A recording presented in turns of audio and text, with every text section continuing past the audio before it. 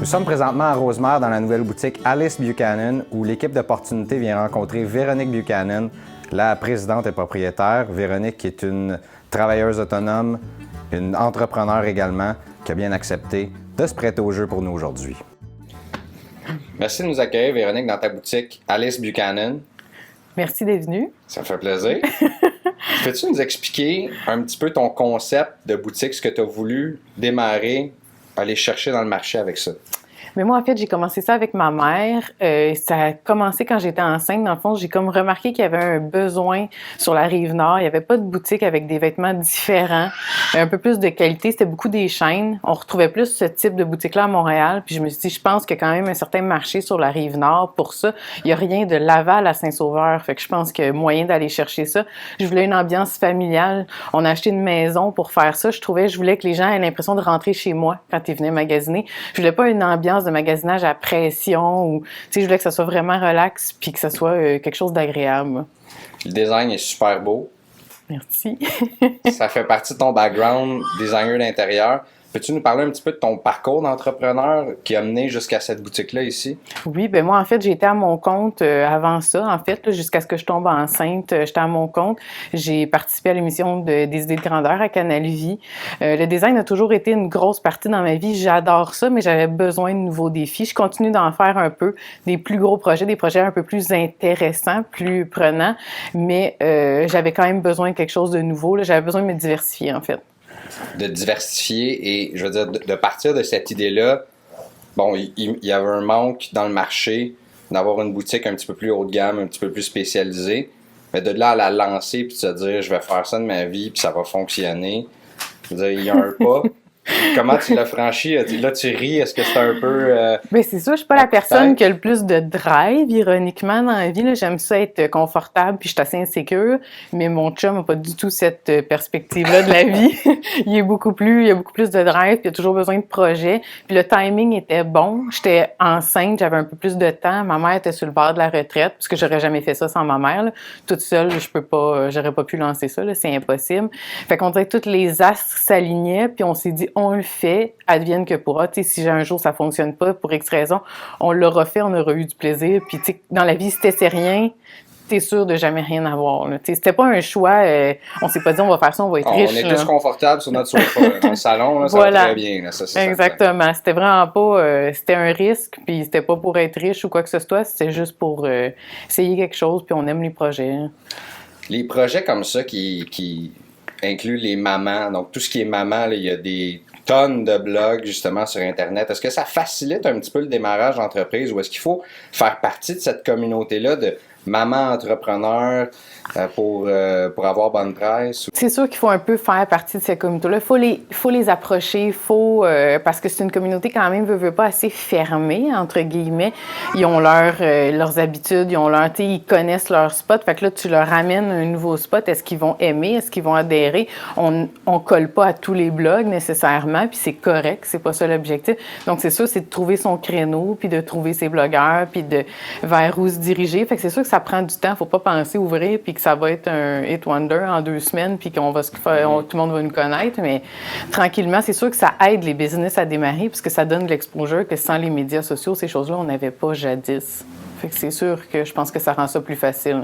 Puis est-ce que c'est l'unique forme, selon toi, de publicité ou de publicisation, si on veut, Moi, je pense qu'il y a moyen d'aller chercher d'autres façons. C'est sûr qu'il y a tellement d'opportunités maintenant de côté publicité, mais nous, on a misé principalement là-dessus parce que les mamans, je pense qu'ils sont beaucoup sur ça.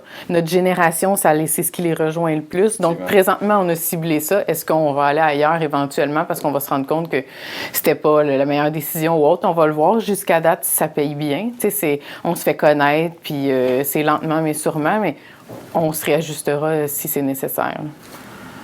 On parle de maman depuis tantôt. Tu parlais que tu t'es lancé en entreprise avec ta mère. C'est comment, justement, de se lancer en business? Parce que, bon, c'est quelque chose d'avoir un lien familial, d'avoir un lien affectif. De se lancer en business avec sa mère, qui est quelqu'un qui a réussi, qui est presque au bord de la retraite, comme tu as dit. Quels sont les défis et les avantages de ça? Bien, les défis... Tu sais, c'est sûr que tu as toujours une inquiétude quand tu commences. Tu dis, est-ce que ça va créer des conflits? Parce qu'on le sait, mélanger business-famille, c'est pas toujours gagnant. Sauf que je pense que ma mère et moi, on se ressemblent beaucoup, mais on a quand même des forces différentes. Donc, on rentre pas en conflit. Mais comme nos caractères se ressemblent, j'ai l'impression qu'il n'y a pas de... Il n'y a pas de flamèche, il n'y a pas de... On n'est pas ni l'un ni l'autre des personnes trop explosives ou quoi que ce soit. Fait que j'ai l'impression que ça coule puis que ça se fait bien. Je dis pas qu'il n'arrivera jamais rien, mais à ce jour, je vois pas tellement ce qui pourrait arriver puis ça va bien. Je pense qu'on se complète puis ça nous a montré justement aussi des facettes différentes l'une de l'autre qu'on connaissait pas en étant juste mère-fille. Puis c'est sûr que les avantages, bien justement, elle, les forces qu'elle a, moi, je les ai pas. Fait que ça m'amène. Puis c'est sûr que la petite est ici à tous les jours. Fait que comme ça, on est deux, tu sais, toute seule, ça serait impossible. Puis je suis contente que ma mère puisse passer du temps aussi avec ma fille. Fait que c'est sûr que je trouve que ça amène un environnement de travail agréable. Tu sais, j'ai pas l'impression de venir travailler tous les jours. Ça coule. Puis moi, je trouve ça super qu'on puisse passer du temps comme ça. Puis elle se voyait pas non plus être à la retraite, faire du 7 jours semaine à la maison, là, puis aller jouer au tennis là, ou autre. Là. Non, c'est sûr que c'est un gros step dans une vie, en fait, un gros pas. Le background de tes parents, leur parcours, est-ce que l'entrepreneuriat coule dans la famille? Tu as dit que ta mère avait eu une belle carrière, bord de la retraite, tout ça. Est-ce que c'est là que tu as eu cette fibre entrepreneuriale-là de travailler avec eux? C'est une bonne question. En fait, je pense que ma mère était pas mal dans le même mood que moi, à vrai dire, pas tellement à l'aise avec l'entrepreneuriat, sauf que le projet nous rejoignait tellement.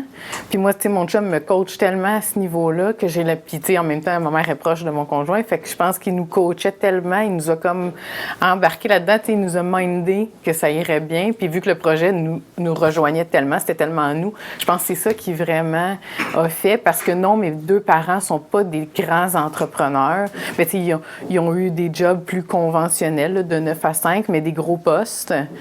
Mais je pense qu'ils n'ont jamais été à leur compte ou ces choses-là. Fait, je pense que c'est vraiment, honnêtement, ça part vraiment de mon conjoint là, qui a poussé puis qui nous a dit qu'on était capable, là, qu'on pouvait le faire. Puis c'est vrai parce qu'on voyait pas beaucoup de femmes. T'sais, on n'en voit pas tant que ça, des femmes entrepreneurs. Ça commence à être émergent. Effectivement. Fait que, on a ça d'un super bon œil, toi, justement. Est-ce que les femmes commencent à se regrouper? Je sais pas, sur la Rive-Nord, est-ce qu'il y a des femmes entrepreneurs qui... Il y en a énormément. Il y a une boutique juste en billets ici. Ça fait 10 ans qu'elle est ouverte. C'est une femme qui est propriétaire seule. Puis ça va super bien. C'est une boutique pour femmes, walk-in. Je pense qu'il y en a de plus en plus. Puis moi, je trouve ça bien parce que justement, j'ai l'impression que les femmes s'affirment pas au sens... Je suis pas une féministe, tu sais, pas au sens qu'ils s'affirment pas assez. Moi, je pense que les femmes ont toujours été présentes, mais j'ai l'impression qu'ils ont plus confiance en elles. Justement, ils ont des meilleurs postes sur le marché du travail. Ils osent plus se partir à leur compte, être plus entrepreneurs. Je pense que, justement, les femmes ont de plus en plus d'exposure puis ils osent plus. Puis je pense pas que c'est tellement les hommes qui leur empêchent ça. Tu sais, je pense que c'est nous qui, souvent, on n'ose pas se donner cette espèce d'opportunité-là. Puis là, de plus en plus, je pense que c'est possible. Quelle raison? C'est intéressant ce que tu dis. Je sais pas. Je pense que les femmes, on a moins confiance en nous. On est plus insécure. On a moins de... Puis c'est pas toutes, là. Je nous mets pas tous dans... Il y en a qui ont vraiment une drive incroyable, là. Mais je pense que, de prime abord, les femmes, on est un peu moins audacieuses, mettons. Okay. On aime plus le côté safe. OK. Je me mets là-dedans. C'est bon. C'est bon. Parle-moi de design. Les tendances en design, est-ce que ça change beaucoup de nos jours? Est-ce qu'on s'en va? Est-ce que la boutique Alice Buchanan voulait repousser ces tendances-là, justement, de mode avec les enfants, ou ici avec ta boutique même, le design intérieur diffère beaucoup de ce qu'on voit habituellement? Mais je pense que le design, depuis quelques années, il y a une certaine ligne directrice. Il ne change pas tellement, il évolue, mais il n'y a pas des gros changements. Je pense que le gros changement, c'est que les gens s'y intéressent de plus en plus. Les gens ont l'œil de plus en plus, ils remarquent beaucoup ça, puis ils accordent inconsciemment une importance. On le voit beaucoup ici quand les gens rentrent, ils ont toujours des commentaires, tout le monde trouve ça beau, puis ils réalisent, ils remarquent un peu tous les détails, chose que jadis, j'ai l'impression que les gens, quand ils allaient en boutique, c'était moins important. Là, je te dis pas qu'ils vont acheter plus parce qu'ils trouvent ça beau, mais je pense que ça crée une certaine ambiance. Puis c'est pareil avec les maisons, ces choses-là. Les gens qui ont des maisons à vendre, où ils ont mis un certain souci du détail, on le voit, le marché immobilier n'est pas excellent présentement, mais les maisons qui sont jolies se vendent immédiatement. Je le vois, j'ai des clients qui mettent leur maison à vendre, c'est instantané. Fait que les gens remarquent ça, je pense que ça prend de l'importance énormément, plus que l'évolution du design en soi, elle suit sa courbe, mais Les gens, vraiment, je pense, y accordent de plus en plus d'importance. Puis au niveau, est-ce que c'est la même chose pour les articles pour bébés, pour enfants, pour jeunes enfants? Oui, parce que on le voit, c'est de plus en plus des mini-nous. C'est des vêtements quasiment pour adultes, mais qui ont été faits pour enfants. Puis les gens veulent justement que leurs enfants paraissent bien. C'est pas une question de c'est pas être matérialiste ou quoi que ce soit. Je pense que les gens veulent tout simplement que leurs enfants leur ressemblent. Veut pas, c'est l'extension de soi-même. Puis je pense que les gens accordent une certaine importance à ça. Puis à un moment donné, c'est un peu comme pour nous. On se dit, plutôt que ce qui est une garde-robe sans fin, bien, il va y avoir un peu moins de morceaux, mais des morceaux un peu plus de qualité qui le représentent plus. Puis maintenant, les enfants se forgent même une personnalité à travers leurs vêtements. Il y a des gens qui ont 2, 3 enfants, puis ils n'ont pas le même style, parce que ça suit leur personnalité. Fait que je pense que c'est en train de prendre... effectivement, les gens ont de plus en plus l'œil pour les belles choses. Fait que ça suit. Merci beaucoup, Véro. Merci, Greg. Merci.